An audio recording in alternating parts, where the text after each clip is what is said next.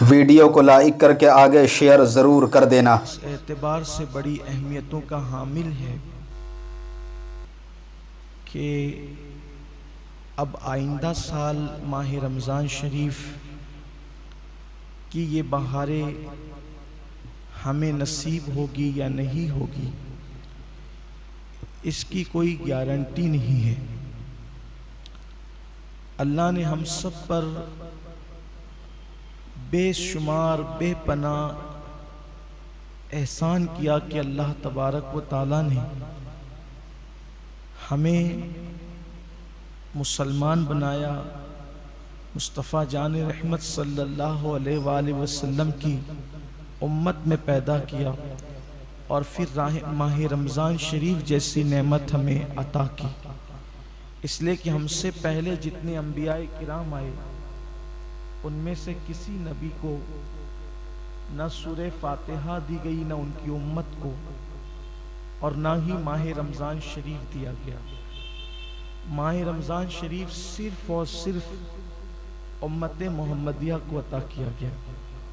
اس امت سے پہلے کسی کو ماہ رمضان شریف نصیب نہ ہوا۔ اس کی وجہ یہ تھی کہ مہینوں کا سردار انبیاء کی امت ہی کو عطا کیا جائے گا۔ سید الانبیاء کو، سید الشہور، تمام مہینوں کا سردار سید الانبیاء کو دیا جائے گا۔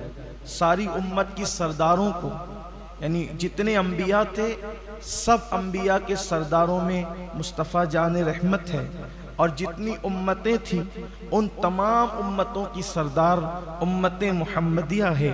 اور یہ وہ ایام ہے، یہ وہ دن ہے، یہ وہ ساعتیں ہیں کہ جس کی مثال، جس کی فضیلت والی ساعتیں اب 11 مہینے میں کسی کو کبھی نصیب نہیں ہو سکتی۔ ہاں یہ وہی ساعتیں ہیں جن ساعتوں میں اللہ کی رحمتیں مومنوں کو پکار کر تین مرتبہ کہتی ہے کوئی مغفرت مانگنے والا تاکہ اس کو مغفرت عطا کی جائے، ہے کوئی حاجت مانگنے والا تاکہ اس کی حاجت پوری کی جائے، ہے کوئی دعا کرنے والا رحمت کا طلبگار تاکہ اس کو رحمتیں عطا کی جائے۔ لیکن میرے آقا صلی اللہ علیہ وآلہ وسلم کے پیارے دیوانوں، اب ہم اس مقام پر آئے ہیں جیسے کوئی مہمان آتا ہے اور آنے کے بعد وہ مہمان پھر چلا جاتا ہے، لیکن اچھے میزبان کو یہ احساس بار بار دل کو کچوکے دیتا رہتا ہے کہ مہمان تو عزت والا میرے گھر آیا، کیا میں مہمان کی اچھی طرح میزبانی بھی کر سکا؟ کیا میں مہمان کو خوش بھی کر سکا؟ کیا میں مہمان کا اکرام بھی کر سکا؟ اگر مہمان میرے گھر سے خوشی واپس جاتا ہے تو وہ اوروں سے کہے گا کہ فلاں نے میری بڑی خاطر تواضع کی، فلاں نے میری بڑی عزت کی، فلاں نے میری بڑی تکریم کی، مجھے کسی چیز کا احساس تکلیف نہ ہونے دیا، میری ہر خوشی کا لحاظ کیا گیا۔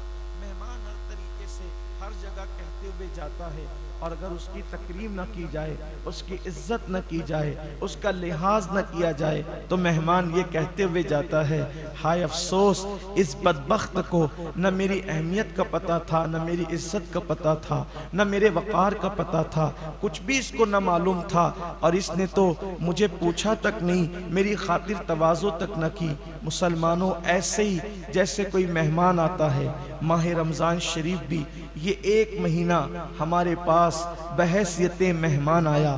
اب ہم نے اس کی کتنی تکریم کی، اس کی کتنی عزت کی، اس کی کتنی خاطر تواضع کی، یہ ہم کسی اور سے کیا پوچھیں، ہم صرف اپنے دل سے پوچھیں۔ فرمایا گیا ہے کہ تمہارا دل سب سے بڑا مفتی ہے، سب سے بڑا جواب دینے والا ہے۔ ذرا گردن جھکا کر ہم اپنے وجود سے پوچھیں، کیا ہم نے ماہ رمضان شریف کی وہ تکریم کی جو تکریم کرنے کا حق تھا، وہ تعظیم کی جو تعظیم کرنے کا حق تھا، وہ احترام کیا جو احترام کرنے کا حق تھا؟ کیا تکریم کر سکتے تھے ماہ رمضان شریف کی؟ کیا احترام کر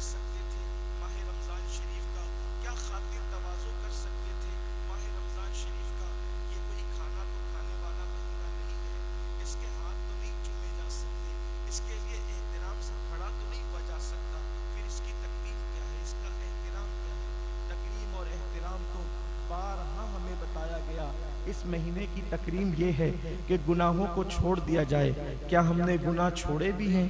کیا ہم نے گناہ چھوڑ دیا تھا؟ ماہ رمضان شریف میں کتنے وہ کم نصیب لوگ تھے جو ماہ رمضان شریف میں چھپ چھپ کر کھاتے پیتے رہے، اور کچھ لوگ ایسے بھی تھے جو لوگ کثرت سے سوتے رہے۔ ہاں ہم وہی لوگ ہیں کہ رمضان المبارک میں ہم وہ عبادت نہ کر سکے جو عبادت کرنے کا حق تھا، ہم وہ اس طریقے سے اللہ کو راضی نہ کر سکے جیسا کہ راضی کرنے کا حق تھا۔ ہم نے تو محفلیں سجائی اور باتوں باتوں کے اندر ہم نے رمضان شریف کو گزارا، کہیں فضول باتوں میں گزارا، کہیں سونے میں گزارا، کہیں پر لوگوں کے ساتھ اٹھ بیٹھ کر کے بکواسوں کے اندر گزارا۔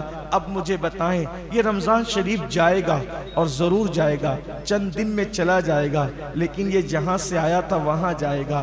ہمارا مہمان جہاں سے آتا ہے وہاں لوٹ جاتا ہے۔ رمضان المبارک اللہ کے حکم سے اللہ کی طرف سے آیا تھا اور یہ اللہ کی طرف پھر لوٹ جائے گا۔ اللہ کی طرف لوٹ کر یہ ہماری میزبانی کے بارے میں کیا تعریف کرے گا اور کیا شکایت کرے گا؟ اللہ نہ کرے، ہزار بار نہ کرے، اگر ماہ رمضان شریف نے مولا کی بارگاہ میں یہ کہہ دیا، مولا میں گیا تو تھا لیکن نہ میری تکریم کی گئی، نہ میری تعظیم کی گئی، نہ میرا احترام کیا گیا، نہ میری عزت کی گئی، بتائیں ہمارا کیا بنے گا؟ بلکہ میرے آقا صلی اللہ علیہ وآلہ وسلم کے فرمان کا مفہوم ہے کہ جس کے خلاف ماہ رمضان شریف گواہی دے گا کہ اس نے میری عزت اور تکریم نہیں کی، مجھ میں عبادت نہیں کی، میرا حق نہ جانا، تو اللہ تبارک و تعالی اس کے حق میں کسی کی بھی سفارش کو قبول نہیں فرمائے گا۔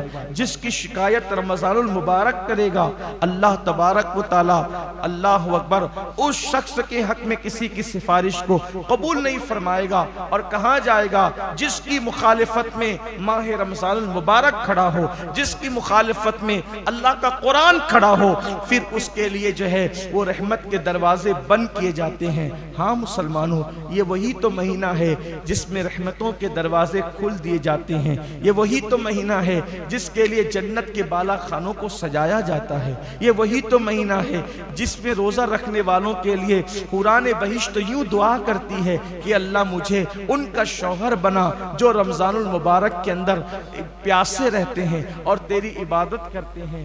ویڈیو اگر اچھا لگا ہو تو لائک کر کے ثواب کی نیت سے اپنے دوستوں کے ساتھ ضرور شیئر کر دینا، تاکہ وہ بھی اس ویڈیو کو سن کر کے جو ہے اپنی زندگی میں کچھ سیکھ سکیں اور دوسروں کو سکھا سکیں اور گناہوں سے بچ سکیں اور اللہ رب العزت کی عبادت کر سکیں، کیونکہ الحمدللہ سید امین القادری صاحب اپنی ویڈیو کے اندر بہت کچھ اچھا اللہ کے فضل سے سکھاتے ہیں اور لوگ الحمدللہ سیکھتے ہیں۔ بڑے بڑے گنہگاروں نے سیکھ کر کے جو ہے اپنے گناہوں سے توبہ کر لی ہے اور نمازی بن گئے ہیں، گناہ چھوڑ دیے ہیں۔ یہ ویڈیو الحمدللہ ثواب کی نیت سے اپنے دوستوں کے ساتھ ضرور شیئر کر دیں۔ اللہ حافظ۔ السلام علیکم ورحمۃ اللہ تعالی وبرکاتہ۔